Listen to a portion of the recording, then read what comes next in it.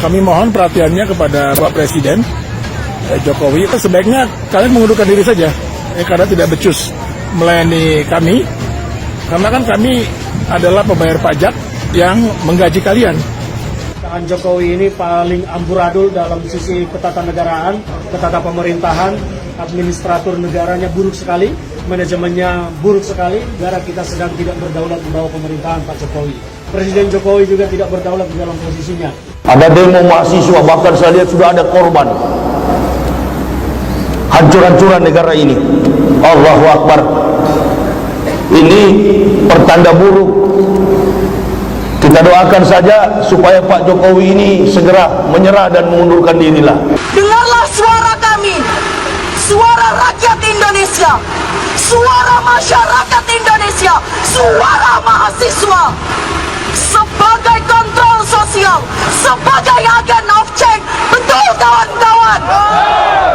Kalau kami tidak turun ke jalan, apakah kalian mendengar beberapa keluhan dari masyarakat Indonesia? Kalau kami tidak berdemonstrasi, apakah kalian tahu kesengsaraan masyarakat Indonesia? Hidup mahasiswa! Rakyat adalah raja. DPR goblok, Jokowi bego. DPR goblok.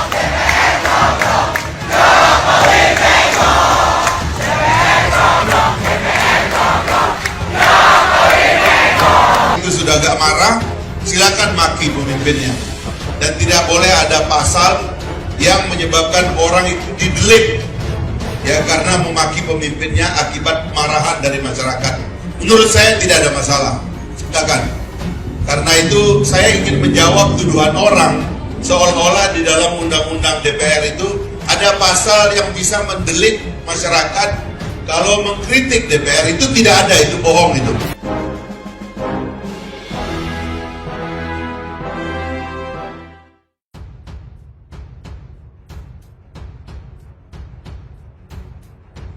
Politikus PBB, lebih terhormat Presiden Jokowi mundur. Politikus Partai Bulan Bintang, MS Kaban menyarankan Presiden Joko Widodo mundur dari jabatannya karena tidak mampu memimpin bangsa Indonesia.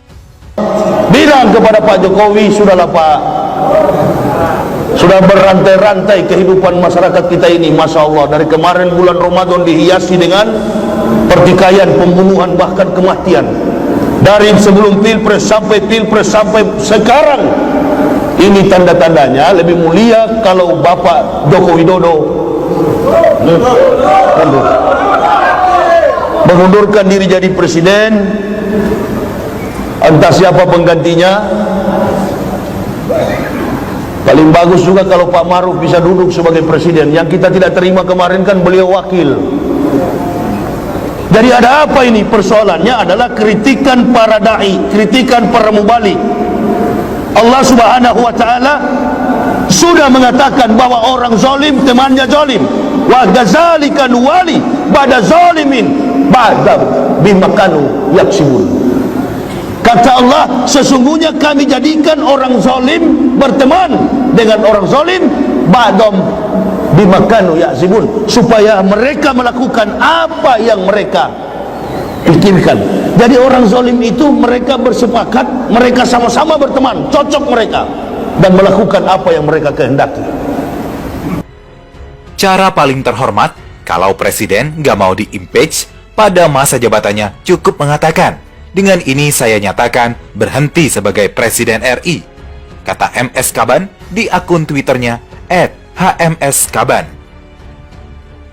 Menurut MS Kaban, jika Jokowi mundur dari presiden, Kiai Haji Ma'ruf Amin yang menggantikan sebagai kepala pemerintahan. Lantik Wapres di depan Ketua Mahkamah Agung, jelasnya. Kata MS Kaban, Jenderal Besar Soeharto telah memberikan contoh yang baik dengan menyatakan mundur dari presiden. Almarhum Jenderal Besar Soeharto telah beri contoh elegan, damai, terhormat, konstitusional, ungkapnya.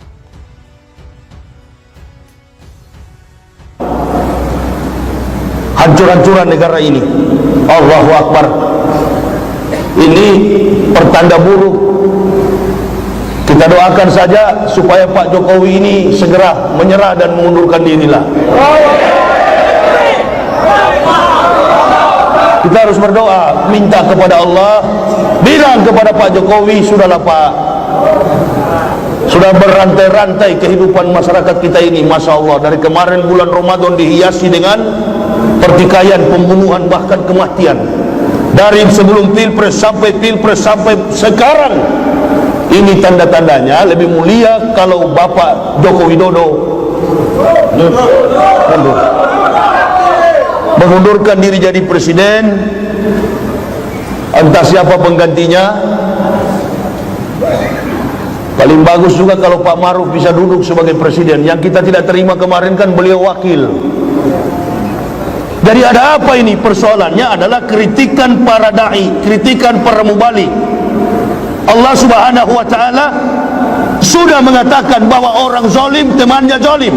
Wa gazalika nuwali ba'da zalimin ba'da bima kanu yaksibun.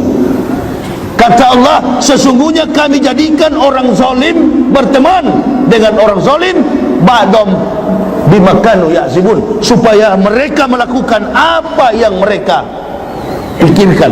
Jadi orang zalim itu mereka bersepakat, mereka sama-sama berteman, cocok mereka, dan melakukan apa yang mereka kehendaki. Jadi kita mau mendoakan, Nabi larang. Kalau kita mendoakan pemimpin yang zalim, kita mendoakan orang zalim, di dalam Islam dilarang. Rasulullah sallallahu alaihi wasallam, man da'a li zalimin bil baqa'i faqad saba an yusallahi fil ardihi.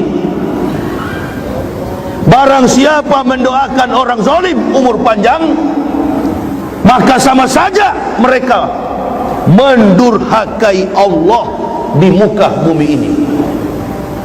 Jadi siapa yang kita doakan sekarang?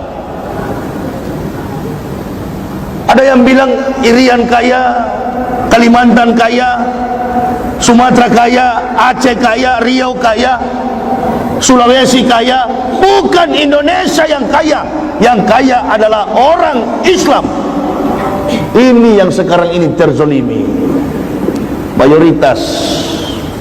Makanya mahasiswa kemarin mereka melakukan nyanyian demo itu, Assalamualaikum, Waalaikumsalam. Artinya mereka menginginkan ada kedamaian. Sama dengan kita ustadz-ustadz juga berdakwah.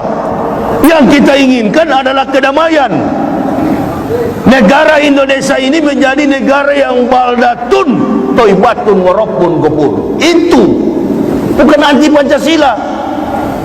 Orang-orang yang anti Pancasila itu menginginkan supaya ada korban, dan korban lagi.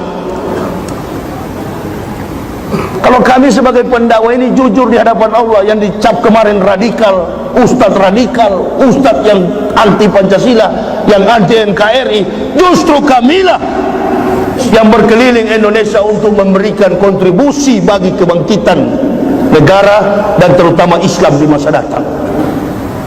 Coba Metro Tipu pernah merilis, ada itu, masih ada. Mereka pernah merilis satu siaran dan mengatakan bahwa sumbangsi finansial terbesar bagi negara ini adalah umat Islam. Dalam setahun pendapatan negara itu mencapai 200 miliar karena orang Islam melaksanakan umroh. Belum lagi orang melaksanakan ibadah haji.